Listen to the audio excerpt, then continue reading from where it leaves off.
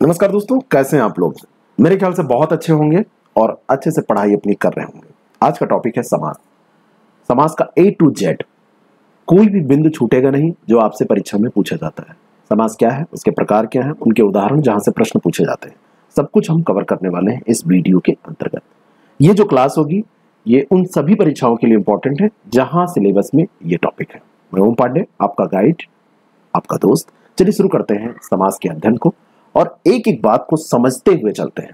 ध्यान से क्लास एक बार देख लीजिए, पेपर के पहले एक बार रिवीजन कर लीजिएगा, कुछ भी आपका छूटेगा नहीं। समास का मतलब क्या होता है? सम आश अर्थ होता है संक्षिप्तीकरण, छोटा रूप। किसी दो चीज को जोड़ा जाए और उसका छोटा रूप मिल जाए। संधि भी ऐसे ही होता है, लेकिन संधि में अक्षरों को जोड़ा जाता है और समास में जोड़ा जाता है शब्दों को।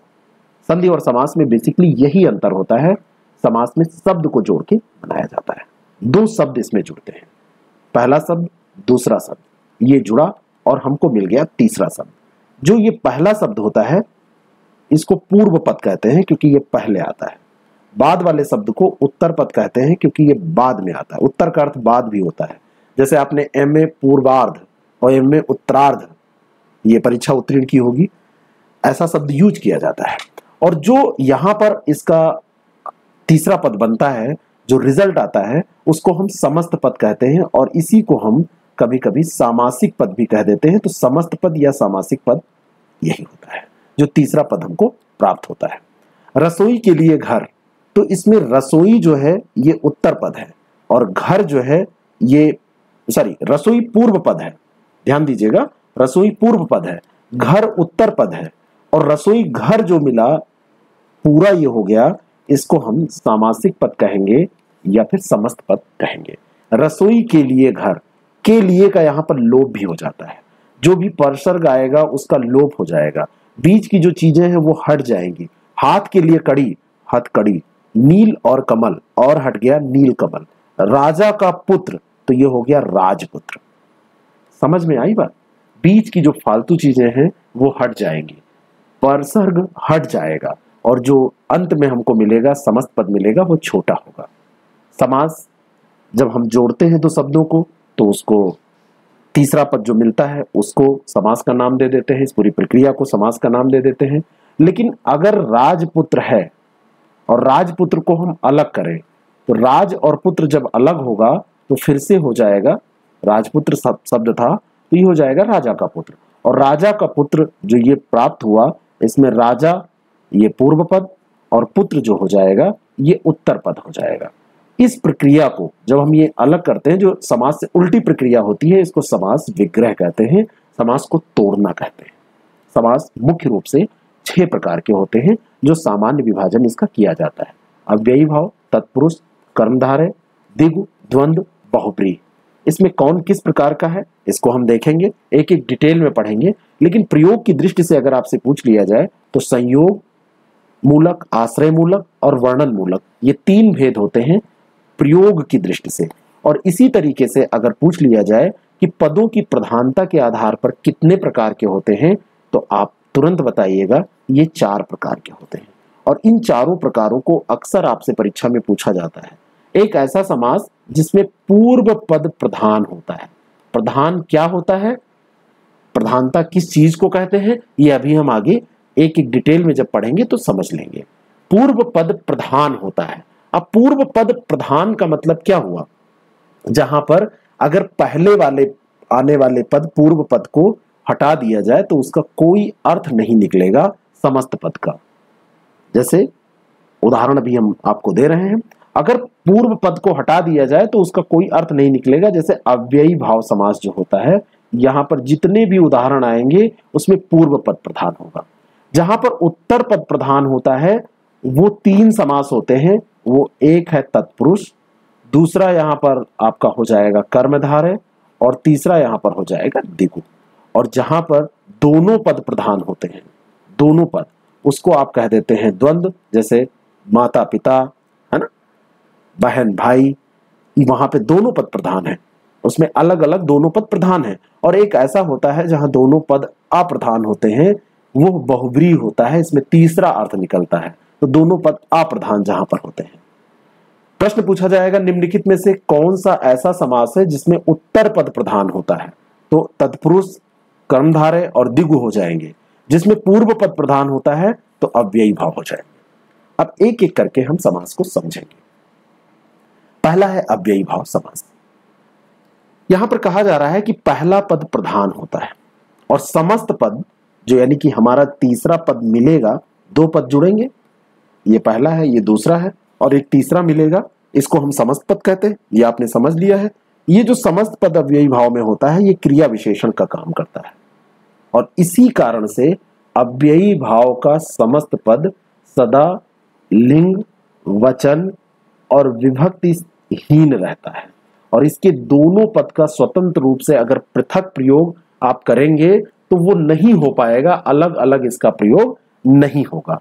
जैसे उदाहरण के लिए मैं आपसे कह रहा हूं आकंठ, आ को अलग कर दीजिए और कंठ को अलग कर दीजिए, तो आ और कंठ का अलग अलग कोई मतलब नहीं है। जो यहां पे कहा जा रहा था वह है आकंठ और इसमें जो पूर्व पद है वो प्रधान है ना। जैसे कंठ से आकंठ, आकंठ की बात हो रही है, कंठ तक की बात हो रही है, तो आकंठ यानी कंठ तक की बात हो रही है। ठीक इसी तरीके से यहां पर कहा जा रहा है, जैसे मान लीजिए निर्जन, निर्जन कहा जा रहा है, तो यहां पर निर और जन यानी कि जहां पर जनों का अभाव हो, जहां पर कोई ना रहता हो, निर्जन। बात समझ में आ रही है। निर्मक्षिक, ये उदाहरण आपके इसमें दिए हैं नोट्स में, तो निर्मक्षिक यानी कि मक्खी का अभाव। इस तरीके से यहां पर पूर्व पद प्रधान है और पूर्व पद प्रधान है यानी कि उत्तर पद जो है वो गौड़ होता है और इसके दोनों पदों का स्वतंत्र क्योंकि पृथक प्रयोग नहीं हो पाता है। प्रश्न पूछ लिया जाए कौन सा ऐसा समास है जिसके दोनों पदों का स्वतंत्र रूप से पृथक प्रयोग नहीं होगा, तो उसको आप कहेंगे अव्ययी भाव समास है और ये प्रायः नित्य समास होता है। इसको नित्य समास के नाम से भी जाना जाता है। उपसर्ग भी इसमें अव्यय होते हैं। अब एक चीज यहां पे समझना है, ये अव्यय का मतलब है, सामान्य अर्थ होता है जिसका अव्यय ना हो, लेकिन अव्यय का ग्रामर में मतलब ये होता है जो लिंग, वचन और विभक्ति रहित होता है, विभक्ति से हीन होता है, जिस पर लिंग, वचन और विभक्ति का प्रभाव नहीं पड़ता, उसको अव्यय कहा जाता है। तो दोनों पदों का स्वतंत्र रूप से प्रयोग वहां नहीं हो पाएगा, समस्त पद ही इसका प्रयुक्त होगा। और इसके उदाहरण मैं आपको बताऊं, जैसे से लेकर, पहचानेंगे कैसे अव्ययी भाव समास को, पहचानेंगे कैसे, ये सबसे महत्वपूर्ण ट्रिक है। ट्रिक के साथ इसको हम पूरा सीखेंगे। यही ट्रिक है कि इसको पहचानेंगे कैसे। जहां पर आएगा से लेकर या तक, जैसे आजन्म का मतलब होता है जन्म से लेकर, आकंठ का मतलब होता है कंठ तक, तो वहां पर अव्ययी भाव समास हो जाएगा। जहां पर भी क्रम की बात होगी, जैसे अनुज्येष्ठ, ज्येष्ठ के क्रम से, अनुज्येष्ठ यानी कि ज्येष्ठ से के क्रम से, के अनुकूल या के अनुसार, है ना, जहां पर यह अर्थ निकलेगा। जैसे यथाशक्ति, शक्ति के अनुसार, यथा समय, समय के अनुकूल, तो जहां पर से लेकर आएगा वहां पर अव्ययी भाव होगा, जहां पे क्रम आएगा वहां पे अव्ययी भाव होगा, के अनुकूल, के अनुसार जैसे शब्द जहां पर अर्थ निकलेगा वहां पे अव्ययी भाव होगा। समास जो दिया हो उसका अर्थ निकालिए। यथा समय यानी कि समय के अनुकूल, अव्ययी भाव हो गया। यथाशक्ति, शक्ति के अनुसार, अव्ययी भाव हो गया। एक शब्द है वीप्सा, वीप्सा होता है जैसे प्रतिदिन, दिनानुदिन आप कहते हैं, रातों रात आप कहते हैं। प्रतिदिन का मतलब क्या है, दिनानुदिन, है ना, दिन दिन की बात होती है, रातों रात आप कहते हैं, इसको वीप्सा कहते हैं। वीप्सा का अर्थ होता है जहां पर रिपीटिशन ऐसे शब्दों का होता है, जैसे दिन और दिन दो बार आ गया। प्रतिदिन का मतलब क्या है, प्रतिदिन का मतलब यही होता है कि दिन और दिन जहां पर दो बार आ गया, तो ऐसे ही रातों रात आ गया, तो ऐसे शब्दों को वीप्सा कहा जाता है, वीप्सा की कैटेगरी में ये आते हैं। तो यहां पर ध्यान रखिएगा, जहां पे वीप्सा प्रकार के शब्द आए वहां पर भी क्या होता है, अव्ययी भाव समास होता है। तो विप्सा ये ध्यान रखिएगा।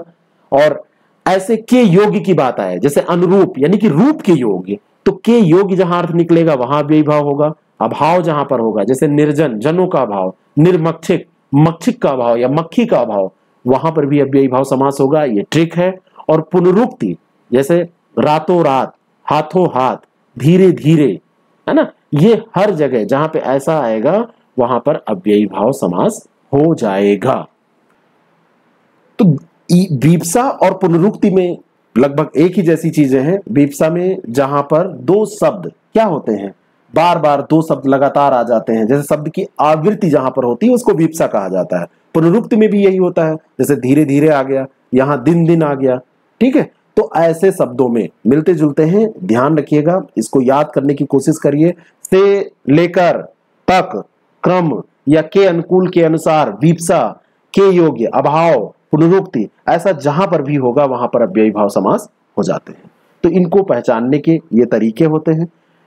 दूसरा यह है कि यदि समस्त पद के आरंभ में भर आए, निर आए, प्रति आए, यथा आए, आ आए, अनु आए, बे, बा, उप, यावत, अधि, ये कुछ भी, अनु, ये कुछ भी आएगा वहां पर उपसर्ग होगा, अव्यय होगा, ये शब्द, तो वहां पर अव्ययी भाव समास हो जाएगा।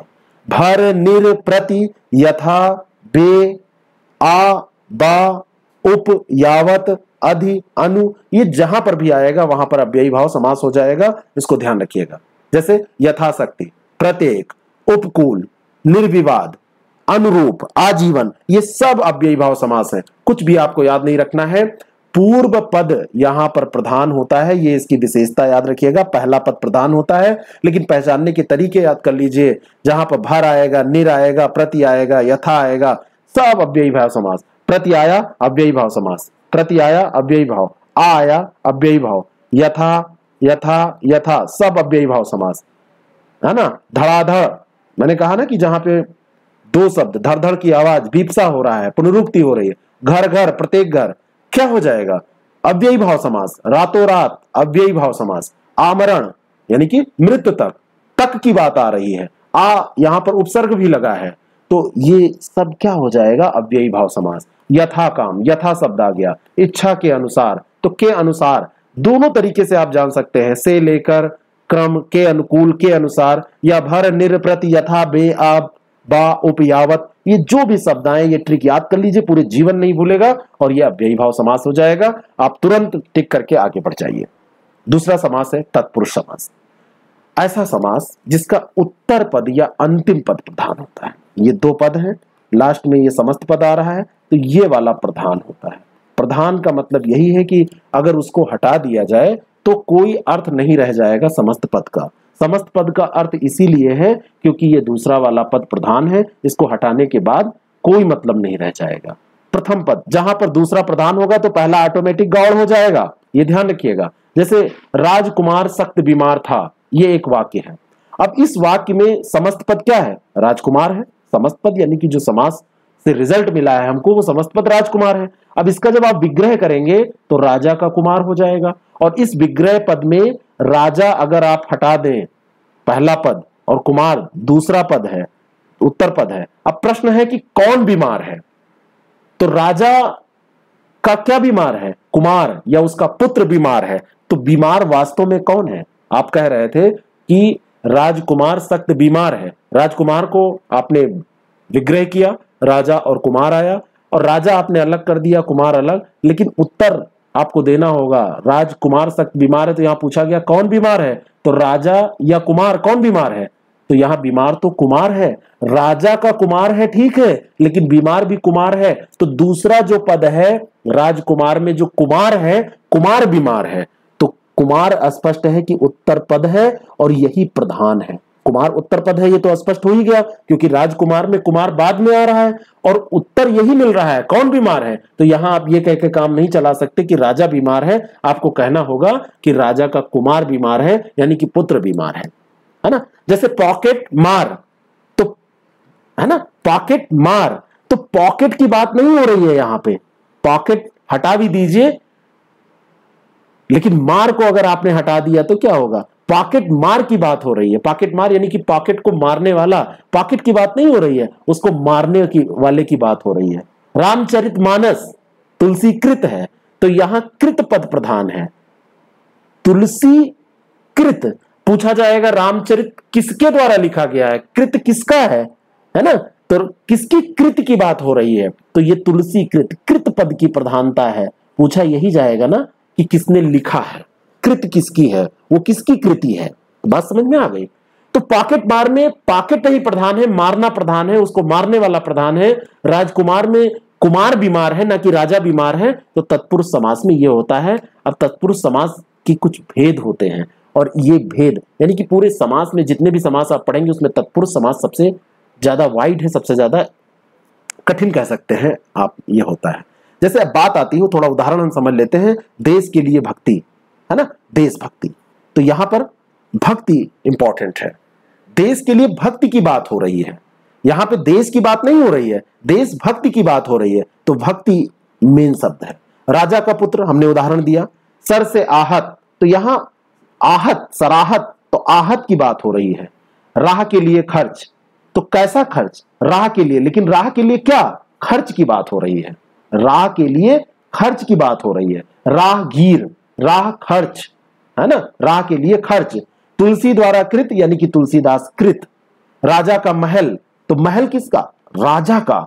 महल है, राजा का क्या, महल। महल, राजमहल क्या है, राजा का महल यहां इंपॉर्टेंट है ना। जैसे आपसे पूछा जाए घंटी कहां बजी, तो राजमहल में। तो आप ये नहीं कहेंगे कि राजा में बजी, ऐसे नहीं कहेंगे। राजमहल में यानी महल में बजी है, यहां महल इंपॉर्टेंट है। ठीक है। इसके तत्पुरुष समास के कभी आपसे भेद पूछे जाएं तो 8 भेद होते हैं, लेकिन विग्रह करने की, जब आप विग्रह करते हैं तो कर्ता और संबोधन जो होते हैं 2 भेद इससे लुप्त हो जाते हैं। कैसे होंगे, क्या है, अभी मैं आपको बता रहा हूं। तो विभक्तियों के अनुसार ये 6 भेद होते हैं। विभक्तियां आपने पढ़ी होंगी। अब विभक्तियों वाला जो विभाजन है ये तत्पुरुष में होता है, ये आपको कीप इन माइंड, ध्यान में रखना है इसको। तत्पुरुष समास का समस्त पद होने पर समानाधिकरण हो, यानी कि विशेषण विशेष भाव को वो प्राप्त हो, कर्ता कारक के हो और लिंग वचन समान हो, तो वहां पे क्रमधारय तत्पुरुष होता है। एक ऐसा तत्पुरुष समास जिसको क्रमधारय तत्पुरुष समास कहते हैं या समानाधिकरण तत्पुरुष समास कहते हैं। तो समान अधिकरण कहां पे होगा, जिस तत्पुरुष समास में समस्त पद होने वाले पद समानाधिकरण हो। ठीक है, वहां पे समानाधिकरण हो जाएगा। दूसरा होता है व्यधिकरण तत्पुरुष समास, जहां से प्रश्न पूछा जाएगा, मैं अभी आप उसको समझ लेंगे हम लोग, मैं आपको बताऊंगा। ऐसा तत्पुरुष समास जो प्रथम पद और द्वितीय पद दोनों भिन्न भिन्न विभक्तियों में हो। यहां पे अब दोनों समझिए, जहां पर दोनों पद समान अधिकरण में हो, एक तरीके के समान अधिकरण में हो, वहां पर समानाधिकरण तत्पुरुष होगा। इसको क्रमधारय तत्पुरुष भी कहते हैं। जहां पर दोनों भिन्न भिन्न विभक्तियों में हो उसको व्यधिकरण तत्पुरुष समास कहते हैं। जैसे राज्ञ पुरुष है ना, राज्ञ पुरुष, तो राज पुरुष हो जाएगा। इसमें प्रथम पद राज्ञ है ना, षष्ठी विभक्ति में है, और द्वितीय पद जो है, द्वितीय पद पुरुष में है। जो द्वितीय पुरुष जो यहाँ पे पुरुष है, ये प्रथमा विभक्ति है। तो इस प्रकार दोनों पदों में भिन्न भिन्न विभक्तियां हैं। ये जो राज्ञ है ये षष्ठी विभक्ति में आता है, और ये जो आता है ये प्रथम विभक्ति में आता है। तो भिन्न भिन्न विभक्तियां होने के कारण यहां पर व्यधिकरण हो जाएगा, और ये 6 प्रकार का होता है। इसी के अंतर्गत आता है कर्म तत्पुरुष, करण तत्पुरुष, संप्रदान तत्पुरुष, अपादान तत्पुरुष, संबंध तत्पुरुष और अधिकरण तत्पुरुष। प्रश्न यहां से पूछा जाएगा, इसीलिए उस पे ऊपर पे जोर मत दीजिए। अब इसको हम लोग समझ लेते हैं, क्योंकि यहीं से प्रश्न आपसे तोड़ के पूछा जाएगा। कर्म तत्पुरुष समास क्या होगा, जैसे 2 पद हैं, दोनों पदों के बीच में कर्म कारक छिपा हुआ होता है। कर्म कारक का चिन्ह क्या होता है, कर्म कारक का चिन्ह होता है को। तो जहां पर को आएगा, कैसे, जैसे रथ चालक कहा गया तो रथ को चलाने वाला। जैसे मुंह तोड़ कहा गया तो मुंह को तोड़ने वाला, है ना। जैसे मरणासन कहा गया तो मरण को आसन, जो बिल्कुल मरने वाला है, मरण जिसको मृत्यु प्राप्त होने वाली है। देशगत कहा गया तो देश को गया हुआ, देश को गया हुआ। तो यहां पर जो कर्म तत्पुरुष है वहां पर जो चिन्ह आएगा वो बीच में को आएगा। जैसे आप अर्थ निकालेंगे, रथ चालक आया तो रथ चालक में आप देखेंगे रथ को चलाने वाला।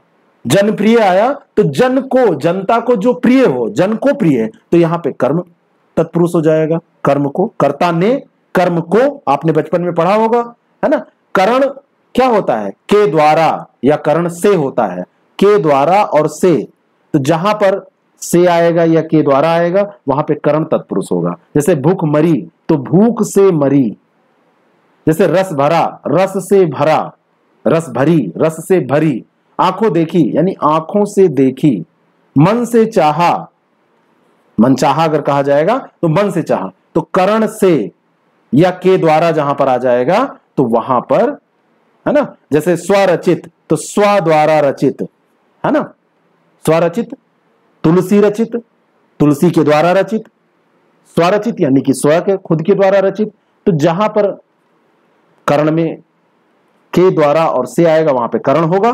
जहां पर भी समस्त पद में आप विग्रह करेंगे तो मन से चाहा तो से आया, स्व द्वारा रचित स्वचरित में तो यहां पर करण हो जाएगा। ऐसे संप्रदान है। संप्रदान क्या होता है? के लिए यहां पर आता है। जैसे विद्यालय तो विद्या के लिए आलय। डाक गाड़ी, डाक के लिए गाड़ी। स्नान घर, स्नान के लिए घर। तो जहां पर के लिए अर्थ निकले वहां पे संप्रदान हो जाएगा। कर्ता ने कर्म को करण से, है ना, या के द्वारा। और संप्रदान में के लिए होता है, बचपन में आपने याद किया था। और जहां अपादान होता है, अपादान कारक चिन्ह से या विभक्ति से अलग होता है, से अलग होता है ना, और उसे अपादान। जैसे काम चोर, है ना, तो काम से जी चुराने वाला, ठीक है। पाप मुक्त तो पाप से मुक्त, अलगाव की बात हो रही है। से ये अलग हो रहा है। पदच्युत, पद से च्युत अलग हो रहा है, पद से अलग हो रहा है। पथ भ्रष्ट, पथ से भ्रष्ट। रोग मुक्त, रोग से मुक्त। तो अपादान तत्पुरुष, अपादान कारक दो पदों के बीच में वहां छुपा होता है। अब इसको जब आप पढ़ेंगे, अर्थ निकालेंगे, तो जहां पर ऐसा लगेगा कि पथ से भ्रष्ट तो वहां पे अपादान भ्रष्ट है ना। तो अपादान कारक का चिन्ह जो से है या विभक्ति से अलग, तो इस यहीं पर जहां पर अलगाव का ये आएगा। जैसे नेत्र से हीन कोई होगा, नेत्रहीन अगर हो जाए की बात करें तो नेत्रहीन हो जाएगा, नेत्र से हीन, तो यहां पर भी अपादान हो जाएगा। संबंध तत्पुरुष अगर समास की हम बात करें तो यहां पर दो जो शब्द होते हैं उनमें संबंध छिपा होता है। और यहां पर का, के और की, ये तीन ध्यान रखिएगा। संबंध कैसे बताएंगे? जैसे शिवालय की बात है तो शिव का आलय, घर जो शिव से संबंधित है, शिव का आलय है। राजकुमारी तो राज की कुमारी, राजा की कुमारी कहा जाएगा, राजा की कुमारी। ऐसे है लोकतंत्र तो लोक का तंत्र, जहां पर जनता का तंत्र हो, लोक का तंत्र हो, है ना, नहीं लोक का तंत्र, उसके लिए तो जनतंत्र हो जाएगा। राजपुत्र, राजा का पुत्र, तो यहां पर संबंध दर्शाया जा रहा है ना, संबंध है। तो यहां पर संबंध तत्पुरुष समास हो जाएगा। जहां का, के, की आप तोड़ेंगे, विग्रह करेंगे। विग्रह इसीलिए शुरू में बताया गया था, तो ये निकाल लेंगे। अधिकरण जहां पर होता है, अधिकरण में आता है में पर, ये याद कर लीजिए, में और पर। जैसे कार्य कुशल तो कार्य में कुशल, समझ में आ रही बात। दीन दयाल, दीनों पर दयाल। आप बीती, आप पर बीती। सिर दर्द, सिर में दर्द। तो जहां पर भी में आएगा, पर आएगा, वहां पे अधिकरण तत्पुरुष हो जाएगा। अब तत्पुरुष के भी कुछ उपभेद भी होते हैं, जैसे नए तत्पुरुष, उपपद तत्पुरुष, लुप्त पद तत्पुरुष, ठीक है। तो इसको बहुत ज्यादा ऐसे डिटेल में आपसे नहीं पूछा जाएगा, लेकिन ऐसा समास जिसका उत्तर पद भाषा में स्वतंत्र रूप से प्रयुक्त ना होकर प्रत्यय के रूप में प्रयुक्त होता है, तो वहां पे उपपद होता है। जैसे स्वतंत्र रूप से नहीं, प्रत्यय के रूप में है ना। तो प्रत्यय, प्रत्यय किधर प्रयोग होता है? उपसर्ग आगे प्रयुक्त किया जाता है और प्रत्यय शब्द के पीछे लगाया जाता है। जैसे नवचर, कृतज्ञ, कृतघ्न, जलद, लकड़हारा, तो ये सब उपपद तत्पुरुष हैं। लुप्त पद में क्या होता है? जैसे कोई समास आपने लिया तो कारक चिन्ह अकेला लुप्त नहीं होता है, पूरे पद सहित लुप्त हो जाता है। पूरा पद ही उसको गायब करता है, पद को ही वो गायब करता है, और उसका सामासिक पद बनता है जब, तो लुप्त पद तत्पुरुष समास उसको कहते हैं। जैसे दही बड़े की बात आप करते हैं तो आपके मुंह में तुरंत पानी आया होगा कि दही में डूबा हुआ बड़ा, बिल्कुल लबालब बड़ा है, अभी आप खा जाएंगे। ऊंट गाड़ी, तो ऊंट गाड़ी आपने कहा, लेकिन ऊंट से चलने वाली गाड़ी। बैल गाड़ी तो बैल से चलने वाली गाड़ी। हाथ गाड़ी, हाथ से चलने वाली गाड़ी। पवन चक्की, पवन से चलने वाली, तो से चलने वाली, से चलने वाली में डूबा हुआ, तो पूरा लुप्त हो जा रहा है, एक पद ही लुप्त हो जा रहा है। तो लुप्त पद यहां पर के, में, का ये नहीं लुप्त हो रहा है, यहां पे पूरा पद ही लुप्त हो रहा है। आप जब विग्रह करेंगे तो ऐसा अर्थ निकलेगा, तो उसको लुप्त पद तत्पुरुष समास कह देते हैं।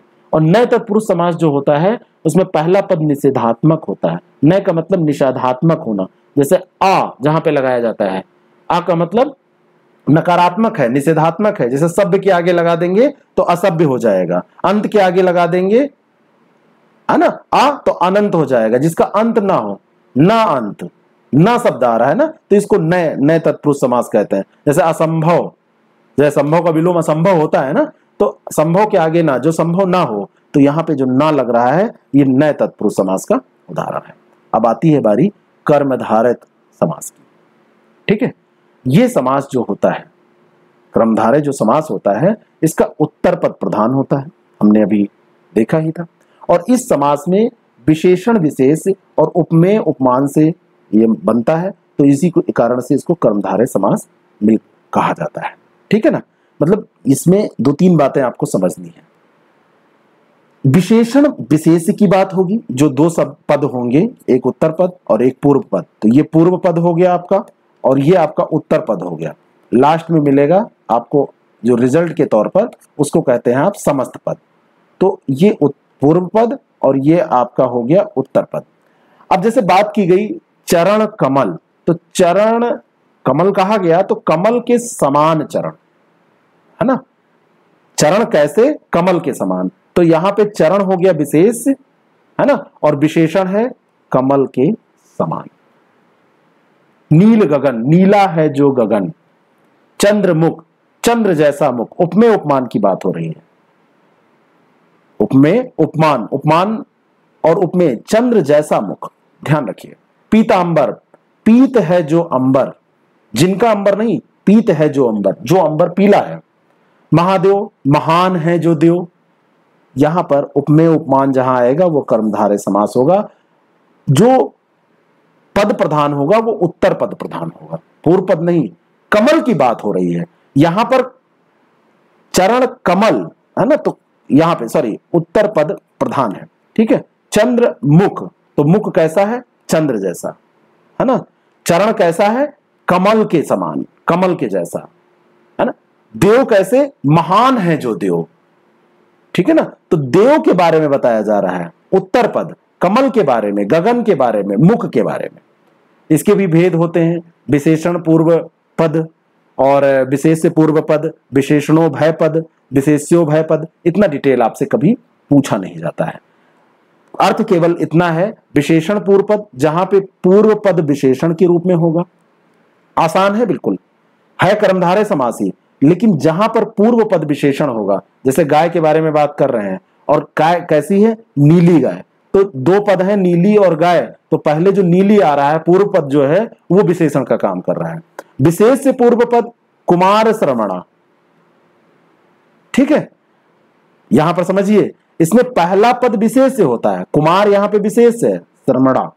और इस प्रकार का जो सामासिक पद है ये संस्कृत में अधिकतर आपको मिलता है। विशेषणों भयपद कर्मधारय समास, इसमें दोनों पद विशेषण होते हैं, जैसे नील पीत, सुनी अनसुनी, दोनों विशेषण है। कहनी अनकहनी, दोनों पद। और ये क्या है, यहां पर एक कर्मधारय समास में विशेषणों भयपद समास है, दोनों पद यहां पर विशेषण का काम कर रहे हैं। विशेष्यो भयपद, ये दोनों पद यहां पर विशेष्य होते हैं, जैसे आम गाछ, वायस दंपति। बात समझ में आ रही है। तो कर्मधारय समास में विशेष्यो भयपद जब पूछा जाएगा तो दोनों पद जहां पे, जहां जैसे विशेष्यो भयपद यानी कि विशेष्य हैं दोनों पद, विशेषणों भयपद यानी विशेषण है दोनों पद, करके आप देख लेंगे, इतना कठिन कभी पूछा नहीं जाता है। अब आगे हम बात करते हैं द्विगु समास की। इससे समास कोई सरल नहीं है, जितने भी समास आपने पढ़े हैं इससे सरल कोई समास नहीं है। द्विगु समास में जो पूर्व पद होता है वो संख्यावाचक होता है, कभी कभी उत्तर पद भी संख्यावाचक होता है, ये ध्यान रखिएगा। पूर्व पद ही नहीं होता है, कभी कभी उत्तर पद भी होता है। मैं इसका उदाहरण अभी आपको दे रहा हूं, लेकिन अधिकतर पूर्व पद ही होता है। कोई संख्या जो दिखाएगी वो क्या होगी, कोई समूह को दर्शा देगी, है ना, कोई समूह को दर्शाएगी, किसी अर्थ को नहीं दर्शाएगी, और इससे समूह और समाहार का बोध होगा, और इसी को द्विगु समास कहा जाता है। जैसे नवग्रह, 9 यहां पर आ गया, आगे संख्या लग गया 9, तो 9 ग्रहों का समूह, यहां द्विगु समास हो जाएगा। जहां पे भी संख्यावाची पहला पद आ जाएगा, पंचतंत्र, त्रिवेणी, 3 आ गया ना, है ना, त्रिलोक, शताब्दी, दोपहर, 2 पहरों का समाहार यहां पर हो रहा है, दोपहर, 2 पहरों, तो दोपहर, दोपहर भी द्विगु समास है, ध्यान रखना। शताब्दी, 100 अब्दों का समूह ये होता है, लेकिन सत सही जब आता है 700 पदों का समूह, है ना। चौगुनी, 4 गुनी, त्रिभुज, 3 भुजाओं का यहां पे समाहार होता है, ठीक है। तो यहां पर ज्यादातर पूर्व पद जो होता है वो क्या होता है, संख्यावाची होता है। इसका भेद अगर करें तो समाहार द्विगु समास और उत्तर पद प्रधान द्विगु समास। समाहार द्विगु समास का मतलब होता है, समाहार का मतलब क्या होता है, समाहार का मतलब होता है समुदाय, इकट्ठा होना, समेटना। जैसे कुछ भी आप कहेंगे, जैसे आपने कहा कि त्रिभुवन, तो 3 भुवनों की बात यहां पर हो रही है। जैसे आपने कहा पंचमहल, आपने कहा पंचवटी, तो यहां पर समाहार समुदाय की बात कर रहा है, इकट्ठा करने की बात कर रहा है। तो यहां पर पहला पद जो है वो संख्यावाची है। दूसरा है उत्तर पद प्रधान द्विगु समास, ये 2 प्रकार के हैं। इसमें जैसे 2 मां का तो दुमाता, 2 सूतों का मेल तो दुसूती, है ना। जहां पे बेटा या फिर उत्पन्न अर्थ में जब यूज किया जाता है तो उत्तर पद प्रधान द्विगु समास होता है। यहां पे देखिए पहले जो बात हो रही है त्रिभुवन में, तो यहां पे त्रिप्रधान है, लेकिन यहां पर 2 मां का, 2 माता, 2 सूतों के मेल का तो 2 सूती, यहां उत्तर पद प्रधान है, इसीलिए उत्तर पद प्रधान की बात। माता, दुसूती, 2 मां का तो दुमाता, दुसूती। यहां पे बात जोर किस पे दिया जा रहा है, प्रधान पद क्या है, सूती और माता। और जहां पर सच में उत्तर पद पर जोर दिया जाता है, जैसे 5 प्रमाण तो पंच प्रमाण, पंच का कोई वो नहीं, प्रमाण है, पंच प्रमाण है। पंच हत्थड़ तो हत्थड़, पंच हत्थड़। द्वंद्व समास मैंने पहले भी बताया है आपको कि दोनों पद एक दूसरे पद के नॉर्मली इसमें विलोम होते हैं, दोनों पद प्रधान होते हैं, ये हमने डिस्कस किया था, और नॉर्मली इसमें एक दूसरे के विलोम होते हैं। जैसे भाई बहन, नर नारी, राधा कृष्ण, माता पिता, एक दूसरे के विलोम होते हैं। और जब इसका विग्रह करेंगे तो इसमें शब्द कैसे निकलेगा, माता और पिता, माता या पिता, ऐसा मतलब या का अर्थ निकल आएगा, है ना। या फिर यहां पर एवं या और ये निकलेगा, अथवा आ जाएगा, एवं, 2 ही चीजें इसमें आएंगी, एक और आ जाएगा, और को ही एवं भी कह देते हैं, दूसरा इसमें अथवा आ जाएगा, अथवा को या भी कह देते हैं। तो यहां पर द्वंद्व समास होता है ना। तो जैसे जलवायु है, जल और वायु, देश विदेश, देश और विदेश, राधा कृष्ण, राधा और कृष्ण, अन्न जल, अन्न और जल। तो जहां पर भी ये आएंगे, जहां पे दोनों पद प्रधान होंगे, इसमें कोई भी पद गौड़ नहीं है, और अथवा या से या फिर एवं से ये जुड़े होंगे। अब द्वंद्व समास में भी भेद होता है, इतरेतर द्वंद्व समास, समाहार द्वंद्व समास और वैकल्पिक द्वंद्व समास। इतरेतर द्वंद्व समास वो द्वंद्व समास जिसमें और शब्द से पद जुड़े होते हैं, जैसे राम और कृष्ण, राम कृष्ण, माँ बाप, माँ और बाप, अमीर गरीब, तो यहां पर सब और से जुड़े हैं, ऋषि मुनि। तो क्योंकि ये 2 या 2 से अधिक पदों से मिलकर बने होते हैं, इसी कारण से हमेशा बहुवचन में प्रयोग किए जाते हैं। जैसे गाय बैल, तो गाय बैल गया नहीं कहेंगे, गाय बैल चले गए या गए, है ना। बेटा बेटी, तो उनके 2 बेटा बेटी हैं, है नहीं कहेंगे, हैं कहेंगे, तो बहुवचन में इसका प्रयोग किया जाता है। ये इतरेतर द्वंद्व समास हो गया। तो जहां पर और जो शब्द है, और शब्द से ये जुड़े, ये पद जुड़े होते हैं, और अलग अस्तित्व भी ये रखते हैं, अलग अलग, जैसे राम और कृष्ण ये दोनों अलग अलग अस्तित्व भी रख रहे हैं, गाय और बैल ये दोनों अलग अलग अस्तित्व रख रहे हैं, और ये बहुवचन में प्रयुक्त होते हैं। दूसरा है समाहार द्वंद्व समास। समाहार का अर्थ मतलब होता है, क्या होता है, समूह।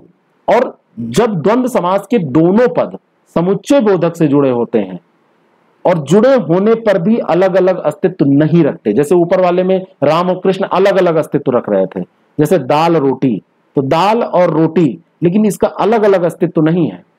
समझ में आ रही है बात? यानी कि इस समास में दो पदों के अलावा तीसरा पद भी छुपा होता है। दाल रोटी जब कोई कहता है तो यहां पर दाल और रोटी का अर्थ है खाना, भोजन की व्यवस्था, है ना। आहार निद्रा, तो आहार और निद्रा। तो इस समास में दो पदों के अलावा तीसरा पद भी अर्थ निकल रहा है ना, कि खाने की बात हो रही है ना। जैसे कहते हैं हाथ पांव फूल गए, तो केवल हाथ और पांव की बात नहीं है, हाथ पांव फूलने की भी बात इसमें हो रही है। तो एक तीसरा अर्थ छुपा होता है और अपने अर्थ का बोध अप्रत्यक्ष रूप से यहां हो रहा है, जबकि राम और कृष्ण में ऐसा कुछ अर्थ वैसे नहीं छुपा हुआ था। तीसरा होता है वैकल्पिक द्वंद्व समास। तो इस द्वंद्व समास में जो दो पद होते हैं, दो पदों के बीच में या अथवा, तो वैकल्पिक, वैकल्पिक, तो वैकल्प कहां आपको विकल्प मिलता है? यहां कहते हैं इसको करिए या इसको, तो या अथवा दोनों में से कुछ भी, ये अव्यय अगर उसमें छुपा हो तो वहां पर होगा। जैसे पाप या पुण्य, भला या बुरा, थोड़ा या बहुत, दोनों नहीं होगा। थोड़ा बहुत साथ साथ नहीं होगा। कहते तो हमें थोड़ा बहुत, लेकिन थोड़ा बहुत ये थोड़ा या बहुत होता है सही रूप में। आप अगर कहें कि पाप और पुण्य, नहीं, पाप और पुण्य साथ में कहां होंगे? पाप होगा या पुण्य होगा, भला होगा या बुरा होगा, थोड़ा होगा या बहुत होगा, थोड़ा और बहुत नहीं होगा, पाप और पुण्य नहीं होगा। तो यहां पे वैकल्पिक हो जाता है, कोई एक होगा। बहुब्रीहि के बारे में हम बात करते हैं, ऐसा समास जिसमें कोई भी पद प्रधान नहीं होते हैं। शुरू में ही हमने डिस्कस किया था। और जब दो पद मिलकर तीसरा पद बनाते हैं तो वहां पर तीसरा पद प्रधान होता है। जैसे वाला है, जो, जिसका, जिसकी, जिसके, वह, ये इसके पहचान के चिन्ह होते हैं। जैसे गजानन, गज का आनन है जिसका, तो जिसका आया यहां पर। त्रिनेत्र, तीन नेत्र हैं जिसके, तो जिसका, जिसकी, वाला, ठीक है, हाथ में, है ना, में, वाली। जैसे वीणा है जिसके हाथ में, तो जिसके हाथ में बात आ जाए। चक्र है जिसके हाथ में, वीणा है जिसके हाथ में, तलवार है जिसके हाथ में, इस तरीके से। तो श्वेतांबर की बात होती है तो सफेद वस्त्रों वाली, तो वाला, वाली, जिसकी, जिसका, वह, इस तरीके की जो पहचान के शब्द हैं वो बहुब्रीहि समास के लिए आप याद रखिएगा। इसके भी प्रकार होते हैं 5: समानाधिकरण, व्याधिकरण, तुल्य योग्य, व्यतिहार और प्रादि। तो समानाधिकरण जहां पर होता है यानी कि सभी पद कर्ता कारक की विभक्ति के होते हैं, लेकिन समस्त पद के द्वारा जो अन्य उक्त होता है वो कर्म, करण, संप्रदाय, वही जो पहले आपने पढ़ा है उसमें वैसे ही आज विभक्तियों में भी हो जाता है, उक्त हो जाता है। और समानाधिकरण बहुब्रीहि समास इसको इसी कारण से कहते हैं। जैसे प्राप्त है उदक जिसको, बात आई, प्राप्त है उदक जिसको, तो उसको प्राप्तोदक कह देंगे। बहुब्रीहि ही है ये, लेकिन यहां पर समानाधिकरण बहुब्रीहि है। नेक है नाम जिसका, उसको नेक नाम कह देंगे।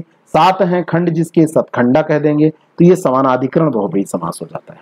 व्यधिकरण बहुब्रीहि समास, समानाधिकरण बहुब्रीहि समास में दोनों पद कर्ता कारक की विभक्ति के होते हैं, लेकिन यहां पहला पद तो कर्ता कारक का होगा व्यधिकरण में। समानाधिकरण में दोनों, यहां पर दोनों पद कर्ता कारक की विभक्ति के होंगे, लेकिन यहां पर पहला पद कर्ता कारक की विभक्ति का होता है, लेकिन बाद वाला जो पद है संबंध या फिर अधिकरण कारक का होता है। तो इसे व्यधिकरण बहुब्रीहि समास कह देते हैं। जैसे सूल है पाड़ी में जिसके, तो उसको सूल पाड़ी। वीणा है पाड़ी में जिसके, उसको वीणा पाड़ी। तो दोनों पद कर्ता कारक की विभक्ति के नहीं है, पहला पद यहां पे कर्ता है वीणा, है ना, और लेकिन बाद वाला पद जो है वो या फिर अधिकरण कारक होगा, या ना, या संबंध होगा, ठीक है। तो वीणा पाड़ी, सूल पाड़ी। तुल्य योग्य बहुब्रीहि समास की अगर हम बात करें तो इसमें पहला पद सह होता है ना। जैसे वह तुल्य योग बहुब्रीहि समास उसी को कहा जाएगा। जैसे सह का अर्थ क्या होता है? साथ, और समास होने की वजह से सह के स्थान पर केवल सा लिखा जाता है। सह होना चाहिए लेकिन इसका सा यूज किया जाता है। तो जहां सबल, सदेह, सपरिवार है, ये सब बहुब्रीहि। बहुब्रीहि की पहचान क्या है? जो बल के साथ है। तो यहां पर देखिए आपने क्या कहा था, जो शब्द बहुब्रीहि आ रहा है। अब बहुब्रीहि के अंदर भी आपसे पूछ लिया जाए तो यहां पर साथ है की बात हो रही है, तो जो तो शब्द आया तो बहुब्रीहि हो गया और साथ ही तो सा लग गया, सबल। जो देह के साथ है तो जो के कारण बहुब्रीहि हुआ, साथ के कारण ये तुल्य योग हो गया सदेह। व्यतिहार बहुब्रीहि, व्यतिहार बहुब्रीहि समास, ऐसा समास जिसमें घात या प्रतिघात की सूचना मिले उसे व्यतिहार बहुब्रीहि समास कहते हैं, है ना। और इस चीज से मतलब इस समास में यह प्रतीत होता है कि इस चीज से और उस चीज से लड़ाई हुई, है ना। यहां पर लड़ाई की बात होती है, प्रतिघात की बात होती है, घात की बात होती है। जैसे मुक्के मुक्के से जो लड़ाई हुई तो मुक्का मुक्की, है ना, मुक्का मुक्की, बाता बाती हो गई। तो यहां पर कुछ लड़ने की बात हो रही है, घात प्रतिघात की बात हो रही है, तो इसको व्यतिहार बहुब्रीहि कह देते हैं। ठीक है, जो शब्द आ रहा है तो ये बहुब्रीहि का लक्षण है, लेकिन मुक्का मुक्के से लड़ाई, लड़ाई की बात हो रही है, घात प्रतिघात की बात हो रही है। ऐसे प्रादि बहुब्रीहि होता है जो अंतिम है इसका प्रकार। तो ये जो बहुब्रीहि होता है, इस बहुब्रीहि समास में पूर्व पद उपसर्ग होता है ना। जैसे नहीं है रहम जिसमें, तो बे शब्द आ गया, निर शब्द आ गया, निर्जन, नहीं है जन जहां, निर्जन, तो ये भी बहुब्रीहि समास के अंतर्गत आते हैं। तो प्रादि का मतलब है पूर्व पद उपसर्ग हो, तो वहीं पर प्रादि बहुब्रीहि समास होगा, है ना। और जिसमें आ रहा है तो बहुब्रीहि हो ही जाएगा, जहां आ रहा है तो बहुब्रीहि हो ही जाएगा। अभी शुरू में हमने पढ़ा था, एक दो बार इसको देखिएगा, ये सही हो जाएगा, आपका पूरा तैयार हो जाएगा। कुछ अन्य प्रकार के विशेष समास आपसे पूछे जाते हैं। एक होता है संयोग मूलक समास, इसको संज्ञा समास के नाम से भी जाना जाता है, और दोनों पद यहां पर संज्ञा होती है, दो संज्ञाओं का संयोग, जैसे माँ बाप, भाई बहन, दिन रात। तो वही जो द्वंद्व वाली बात हो रही है, समझ रहे हैं, तो ये संयोग मूलक में भी आते हैं, जहां पर दोनों पद संज्ञा होंगे, सारे वो नहीं हो जाएंगे, जहां पर संज्ञा तो उसको संयोग मूलक। आश्रय मूलक में, आश्रय मूलक समास को विशेषण समास भी कहा जाता है। यह प्रायः क्रमधारय समास के अंतर्गत आता है, इससे प्रश्न आपसे पूछे जा सकते हैं। और इस समास में प्रथम पद विशेषण होता है और दूसरा पद का अर्थ बलवान होता है ना। दूसरे पद का अर्थ जो होता है वो बलवान होता है, जैसे विशेषण विशेष, विशेष विशेषण, विशेषण विशेष, इन सभी क्रमों में ये मिल जाएगा। जैसे कच्चा केला, केला कैसा, कच्चा। शीश महल, महल कैसा, शीशे का। घन श्याम, लाल पीला, मौलवी साहब, ये आश्रय मूलक है। तो आश्रय मूलक समास को विशेषण समास भी कहा जाता है। इसमें कर्मधारय समास ये प्रायः होगा, और ये जो समास होगा इसमें प्रथम पद विशेषण होगा, जैसे कच्चा, शीश, लाल पीला, मौलवी साहब, राज बहादुर, ठीक है ना। वर्णन मूलक जो होगा, ये वर्णन मूलक समास के अंतर्गत बहुव्रीहि और अव्ययी भाव समास का निर्माण होता है। ये कैटेगरी वर्णन मूलक अगर आपसे पूछ लिया जाए तो बहुव्रीहि और अव्ययी दोनों इसमें आएंगे, और इसका पहला पद अव्यय होता है, दूसरा पद संज्ञा होती है। यहां पर याद ये रखना है कि पहला अव्यय और दूसरा पद क्या होता है, संज्ञा। जैसे यथाशक्ति, प्रतिमास, घड़ी घड़ी, प्रत्येक, भरपेट, यथासाध्य, ये सब वर्णक मूलक आ जाएंगे। और कर्मधारय समास और बहुव्रीहि समास में एक अंतर होता है, कभी आपको कंफ्यूजन हो तो ये अंतर काम आएगा। ऐसे द्विगु समास और बहुव्रीहि समास में अंतर होता है, जहां पे बिल्कुल क्लोज आ जाए। जैसे क्रमधारय और बहुव्रीहि समास दोनों में समान रूप से बहुत सारे उदाहरण आपको मिल जाएंगे। जैसे क्रमधारय समास में एक पद विशेषण या उपमान होगा और दूसरा पद विशेष या उपमेय होगा, और इसमें शब्दार्थ प्रधान होगा। और कर्मधारय जो समास होगा उसमें दूसरा पद प्रधान होगा, पहला पद विशेष्य के विशेषण का कार्य करेगा, ठीक है। जैसे नीलकंठ, तो नीलाकंठ, ठीक है। और बहुव्रीहि समास में दो पद मिलकर तीसरे पद की ओर संकेत करेंगे, तीसरा पद क्या होगा, जैसे नीलकंठ, नीलकंठ, तो नीलकंठ का मतलब यहां पर क्या हो जाएगा, नीला है जिनका कंठ वो शंकर, ठीक है। द्विगु समास और बहुव्रीहि समास में अगर हम बात करें तो द्विगु समास में पहला पद संख्यावाचक हो जाएगा, दूसरा पद विशेष होगा। लेकिन बहुव्रीहि में अगर देखें तो समस्त पद ही विशेषण का कार्य करेगा। जैसे चतुर्भुज, चार भुजाओं का समूह, और चतुर्भुज चार हैं भुजाएं जिसकी। दो तरीके का अर्थ आप जब निकालेंगे तो पहला ये द्विगु हो जाएगा, और दूसरा जो है चार हैं भुजाएं जिसकी आ गया तो यहां पर ये बहुव्रीहि हो जाएगा। कैसा अर्थ आप निकाल रहे हैं इससे समझिएगा, बात समझ में आ रही है। जैसे पहले आपने कहा कि नीलाकंठ, है ना, और दूसरा नीलकंठ का क्या हो गया, नील धन कंठ, तीसरे पद की ओर संकेत कर गया, तो यहां पर बहुव्रीहि हो गया। द्विगु और कर्मधारय समास में अंतर अगर पूछ लिया जाए या क्लोज हो जाए कहीं, जैसे द्विगु का पहला पद हमेशा संख्यावाचक आपने पढ़ा है और दूसरे पद की गिनती वो बताएगा, लेकिन कर्मधारय समास में एक पद विशेषण होने पर भी संख्यावाचक कभी नहीं होता। विशेषण होगा, एक पद विशेषण होगा, लेकिन ऐसे संख्या नहीं बताएगा कि जैसे चौराहा, दोराहा, इस टाइप का वो नहीं बताएगा। द्विगु का पहला पद ही विशेषण बनकर प्रयोग होता है, लेकिन क्रमधारय में कोई भी पद दूसरे पद का विशेषण हो सकता है। जैसे नवरात्र, नवरात्रों का समूह, और रक्तोत्पल, रक्त है जो उत्पल। अब यहां पे रक्त की विशेषता उत्पल बता रहा है, और यहां पे नौ आया है, रात्रों का समूह, नवरात्र, नवरात्र, ठीक है ना। समास संधि में मैंने पहले भी आपको अंतर बता ही दिया है कि संधि का शाब्दिक अर्थ होता है मेल, लेकिन यहां पर ये जो मेल होगा संधि में वो किसका होगा, यहां पर दो वर्णों में परिवर्तन होता है, दो वर्ण यहां पर मिलते हैं, और यहां पर जो समास होता है इसका अर्थ होता है संक्षेप, और इसमें दो पद मिलते हैं, दो शब्द मिलते हैं, और विभक्तियों का यहां पर लोप हो जाता है, इसलिए ये शॉर्ट हो जाता है। तो ये आपको कैसा लगा? अगर अच्छा लगा तो लोगों तक पहुंचाइएगा, और आप चैनल पर नए हैं तो इसको सब्सक्राइब जरूर कीजिएगा। आगे सारे टॉपिक हिंदी के आपको ऐसे ही प्लेलिस्ट में मिल जाएंगे। Thank you so much.